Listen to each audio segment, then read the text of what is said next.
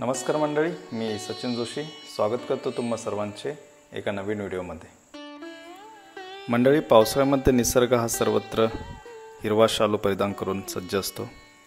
तसेच जसा पावसाळा संपत येतो तसा हा निसर्ग आपल्या एका नवीन रूपात आपणास पाहायला मिळतो। आणि हे नवीन रूप म्हणजेच सह्याद्रीच्या कुशीत विविध फुलांनी फुललेला फुलोत्सव।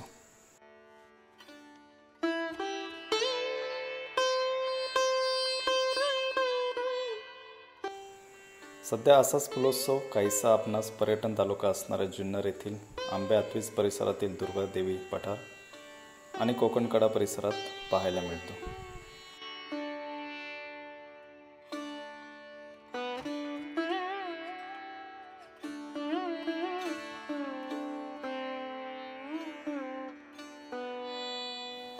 तेथे पोचल्यानंतर सर्वात पहिल्यांदा लागतो तो दुर्गादेवी मंदिर परिसर। मंदिरापर्यंत पोहोचण्यासाठी येथे सुंदर अशा पायऱ्या केलेल्या आहेत। पुढे गेल्यानंतर तुम्हाला असंख्य झाडे या मंदिर परिसरात दिसतील, त्यामुळे येथील वातावरण अगदी प्रसन्न असते।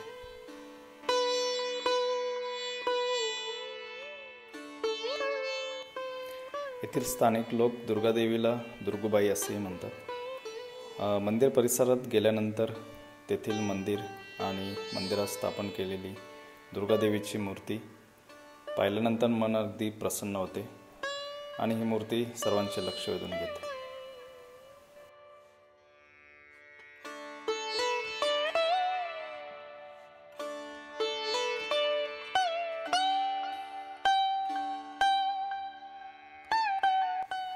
पुढे तुम्हाला या मंदिराच्या उजव्या बाजूने एक छोटीशी पायवाट दिसेल। त्या पायवाटेने पुढे गेल्यानंतर अगदी थोड्याशा अंतरावर एक पठार तुम्हाला नजरेस पडेल आणि तो नजारा पाहून तुमचे मन अगदी प्रसन्न होईल।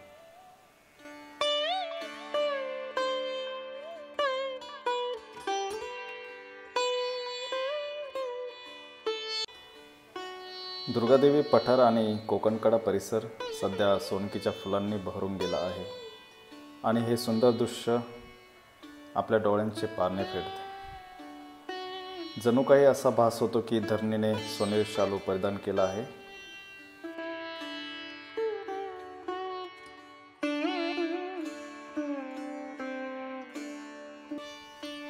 कोकणकड्यावरून दिसणारा समोरचा सुंदर असा नजारा मन अगदी प्रसन्न करून टाकतो।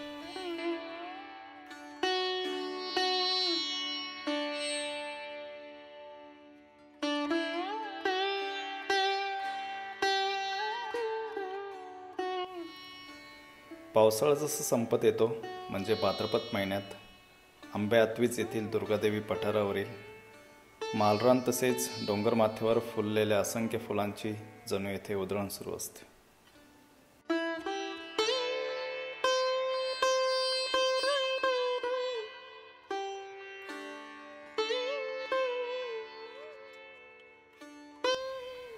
जसे की सातारा जिल्ह्यातील कास पठार हे विविध रंगाच्या फुलांनी बहरतो, तसेच जुन्नर तालुक्यातील आंबे आतवीज येथील दुर्गादेवी पठार आणि कोकणकडा परिसर हा देखील विविध फुलांनी बहरतो। म्हणूनच या भागाला मिनी कास पठार असेही म्हटले जाते।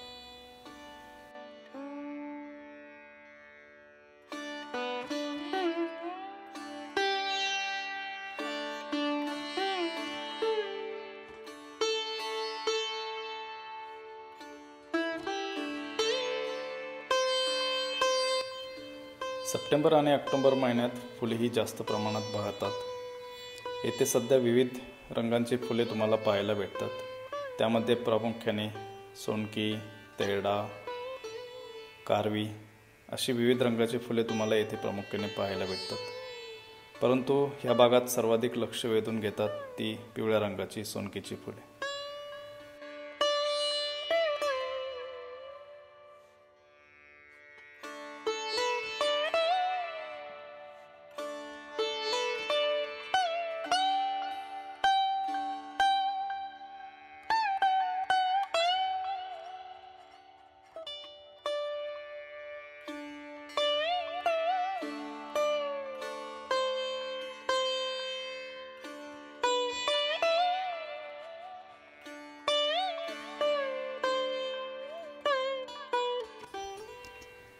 सध्या हा परिसर जास्त पर्यटकांना माहीत नाही, त्यामुळे येथे फारशा प्रमाणात गर्दी नसते.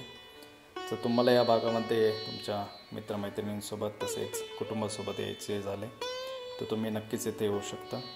खूप सुंदर असा हा दुर्गादेवी पठार आणि कोकणकडा परिसर आपले अगदी मन प्रसन्न करून सोडतो.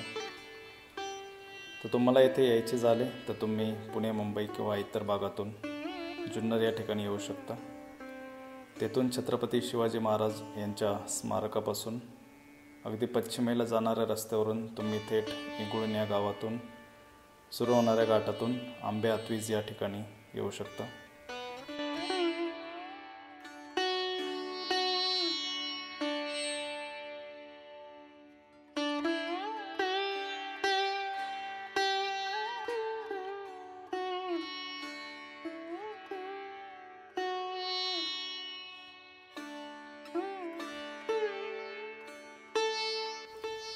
तुम्ही जर तुमच्या प्रायव्हेट व्हेकल म्हणजेच 2 व्हीलर किंवा 4 व्हीलर गाडीने आलात तर तुम्ही अगदी दुर्गादेवी मंदिराच्या पायथ्याशी असणाऱ्या ठिकाणी गाडी पार्क करून तेथील परिसर सुंदररित्या फिरू शकता. माझी फक्त एकच विनंती असेल की या परिसरात तुम्ही आल्यानंतर स्वतःजवळ आणलेला कचरा हा पुन्हा स्वतः घेऊन येणे, जेणेकरून तेथील परिसरात कचरा होणार नाही. सोबत आणलेल्या प्लॅस्टिकच्या बॉटल्स, त्यानंतर प्लॅस्टिक जे काही आपण खाण्यासाठी पदार्थ आणतो ते सर्व आपल्यासोबत घेऊन या. तसेच तेथेही जी काही सुंदर फुले आली आहेत कृपया करून त्यांना इजा होणार नाही किंवा ती फुले तोडू नका, जेणेकरून हा परिसर तितक्याच सुंदररित्या तुम्हाला आणि इतर पर्यटकांनाही पाहता येईल.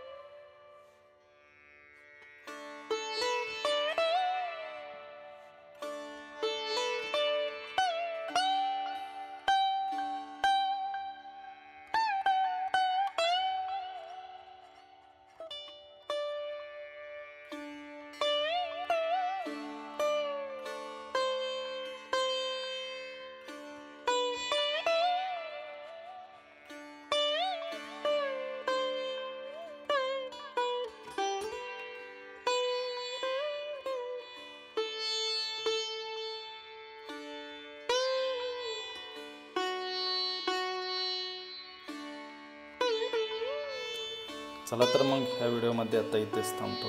लवकरच भेटूया पुढील व्हिडिओमध्ये. धन्यवाद.